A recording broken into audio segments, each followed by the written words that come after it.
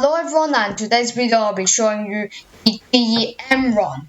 But firstly, I do want to talk about something very important. I do want to talk about our channel first of all. So this morning, so you may have seen my community post today, and the morning was about actually the 20 subscribers one. And I actually do want to say, if you guys did not see that post, 20 subscribers is quite a big milestone for me already, and I was actually expecting it to hit around Christmas time for me 20 subscribers, but no, it actually did not. I hit it today at around 7 in the morning, and then I got really happy, and then I just said a community post saying thanks for all your guys' support. But again, I really do mean it. Thank you very much for everyone's support in supporting my channel, especially that 20th subscriber. It was really good to. I was quite happy in the morning today. So again, thank you very much for everyone's support, and I really do mean it. And next milestone again will be 25 subscribers. But again, I'm very grateful for this already. 20 subscribers is already a lot for me, but still. Again, next milestone will be around 25 subscribers. Again, I'll be very happy if we hit that, but I would not even say more. Again, if you really enjoy my videos, do like and subscribe. But if you don't want to, that's completely fine. Just sit back and relax and enjoy the video. But again, without further ado, the GEM run today. Sadly, I can only find this run today, and the reason for that is because there's only this official run from the GM. There isn't any other ones. The other ones are actually kind of not really easy to use, and this one's actually the one I normally use. But what I'm not going to be doing is just going around this run. I'll be doing everything in this run, from the pressure to temperatures, and also from the wind, and also the temperature deviation and precipitation as well. Everything will be covered today, and you might be wondering why I'm doing the GM run only. And the reason yesterday's video I did say I was literally going to do a GFS run, ECMWF run yesterday, but then tomorrow, which is today now, I'm going to be doing the GM run as promised. Here's the video, and then tomorrow I'll be doing the GFS run, and then to conclude I'll be doing the all the runs mixed up together and seeing which one's the most likely to happen. So that's again why I'm doing the GM run, if you're curious. But again, we've wasted a lot of time on this intro, so let's get started. You can currently see high pressure is dominating the weather, is around Iceland and the UK. The isobars will loosen up with high pressure, and that means lighter winds. We have top temperatures of around 20 degrees today, but then again, winds coming from the north, that calm breeze will make it feel 2 or 3 degrees cooler, feel like around 16, 17 degrees or 18 degrees. And as we shift 12 hours ahead and into 24 hours ahead, you can see 18th of May. Really, the high pressure is just static. It has not moved really that much.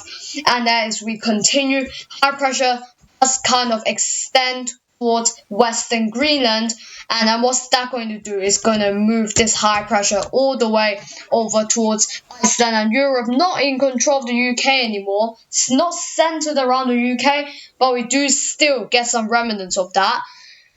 Notice where the wind is coming from. Notice the wind is coming from the north, and with those temperatures it will be a little bit colder, but it takes time for it to come down. You can see it open the gates to a northerly breeze, and then here is where we see the real cold air flushing down from the Arctic into the UK. And then I'll just stop right there. I'm going a little bit too quick. 20 of May. Getting flushed down. By that time, two mean temperatures, United Kingdom, is still around 19-20 degrees. Haven't seen much changes yet towards 20th of May. Those temperatures remain very similar. And then as we head into 96 hours ahead, which is 21st of May, Wednesday, you can see that those 800 HPA temperatures will start to flush down. But notice, this low pressure quickly developing in Scandinavia is starting to take over, and it could bring a little bit of precipitation. Nothing crazy, again, it's suggesting weather fronts to move in. You can see this band of weather front, you can see where is that coming from? It's coming from this low pressure all the way out in the Atlantic. And also the original high pressure that we were meant to be seeing, which was centering around the UK today, looks like it's actually going to fizzle out, and then it's going to let low pressure take over again. But at this point already, we had getting that direct northerly, and we got stuck between two low pressure. And what the run is trying to suggest next is it's gonna that model there is gonna fight back a little bit. This is the coldest frame, United Kingdom. Coldest really only 17-18 degrees, so really not much changes even by that northerly breeze, still around 18-17 degrees at spots. And then notice really at this run, picking up the details here, this low pressure, which was quite strong developing in Scandinavia, has weakened. Again, going back to the precipitation, it's going to bring a little bit of wind along with that. You can see, going to United Kingdom, you can see it's just this flank, northern flank.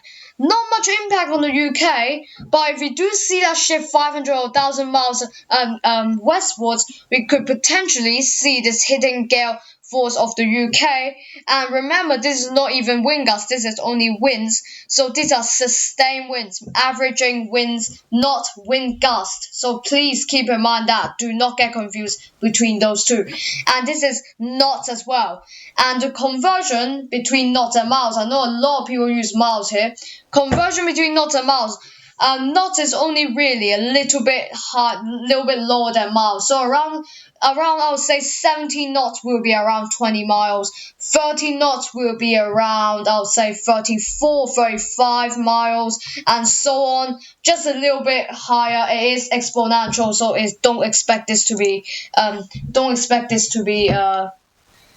like adding on. That's not the formula. But anyway, going back to the chart, you can see high pressure is completely lose it by 23rd of May.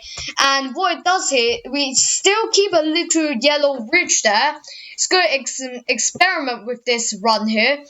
This south-shifted jet stream is going to bring a little bit more precipitation than usual, shifting towards the UK again. You can see 24th of May looks pretty wet on this chart here. So I would not compare this to any chart yet, just to save that for the last day. But what I would say for now is very wet and the quite low pressure taking over hold, really trying to take over hard. And as we head into 25th of May, look at this, a kink in the isobars, drifting and low pressure. You see, it's just last minute. These low pressures are last minute. So this one that just spinned up from the southern Atlantic from the jet stream, powered up by the jet stream last minute, hitting the Scotland at 25th of May. And look at those precipitation. I'll just have a look at them. Looks pretty nasty. Look at that weather front coming in on there. Very wide, very thick, and it's good. Just look like it's going to cause some transport issues. And also with the wind gust. Luckily, I can see the wind gust now. You can currently see green, not much harm. If it's green, it means it's still alright. It's a little bit stronger winds than usual, but still alright. And then yellow, you're starting to get into a zone where it's a little bit strong, but still handle. Orange is where we would start to issue yellow warnings, but this again is the last minute low pressure, so don't expect much to have in this low pressure yet. But I do still need to monitor this as it's still developing. Looks pretty tight up into the north there. It's just going to develop here. Look what it does. It just very quick moving 994 millibars, transforming to 984. There's not one of those where it develops very quick. Not sure what the word for that is, but going back to the 800 HPA temperatures, actually, let's see what the temperatures from this is actually. Since this is a deep dive, I do kind of want you interested to see that. 18, 17 degrees for most parts of the UK. With this low pressure, pretty average, I would say, for this time of year. Definitely, we do want milder weather, but this is already good enough already for those 20s Again, if there's no breeze, it will actually feel like that. But because we got the breeze, no, it feels 2-3 degrees colder like we do yesterday and also today. This low pressure has been hanging around for this whole run, and as we continue, you see this rapidly deepening low pressure, the last minute one, gets swallowed by this low pressure, this one that hung out for a long time.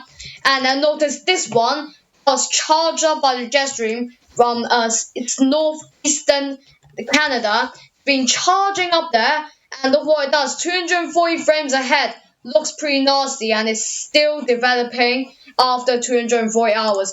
Not sure what it's going to do, but the wind gust, if it keeps developing, again, green and yellow, still suitable, but again, if we see orange or red, that is signs of warnings to be issued with this already.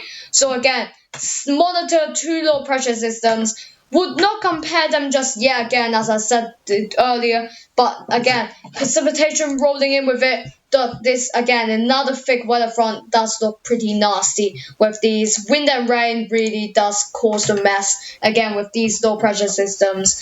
But again, they do get better in summer, hopefully, as there is more high pressure dominance rather than low pressure.